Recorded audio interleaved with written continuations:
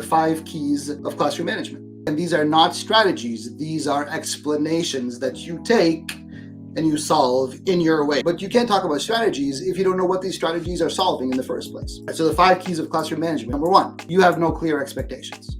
You may have expectations in your head that you're aware of, that you maybe mentioned in passing, but if the students aren't clear about your expectations, then they don't know what to do. If you're punishing them because they don't know what to do, then what are you doing? And not only are they clear expectations that they know, but that are consistent. So you're keeping consistency of your expectations. Yes, you've presented them to the class, right? And we talked about them and we had a whole conversation about them, and then you forget about them. You just lost your expectations because you yourself aren't consistent about keeping them. Key number 2 is you have no strong relationships with your students.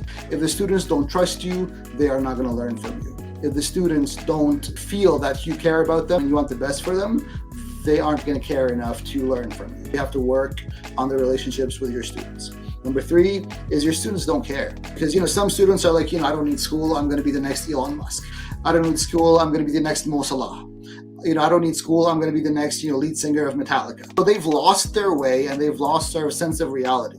And they've got this whole other plan that is a 1%er. So from your strong relationship with them, you need to sort of shift them into the direction that they're supposed to be going. And the key number 4 is, here's the big one. Are you ready? Students are bored. You're boring them. You're boring. Your class is boring. If they're bored, they're going to find something else to do. If you're bored, watching this video, you're going to see what else is on. They're going to change the channel and see what else is on their phone, or with the guy sitting next to them, or with the girl sitting in front of them. They're going to find something else to do to entertain themselves. These are children, even adults, right? If I'm bored, I'm going to go find something. I'm going to wander, even if it's in my head. I'll wander in my head and see what else is on in my head. And the number 5 one, which then stems into sort of several things, is students don't understand. If your students don't understand, they're frustrated, they are hopeless, they have shut down, they're bored, they don't care, right? All this comes, from students don't understand. And so this is where active learning comes in, and the differentiation comes in, all those big buzzwords that we always use. This is why we use them, because if your students don't understand, they're bored. If they're bored, they're not learning. If they don't care, they're not learning. If they think you don't care about them because you're not catering to them, they're not learning. If they don't know what you're expecting of them in the classroom, they're not learning.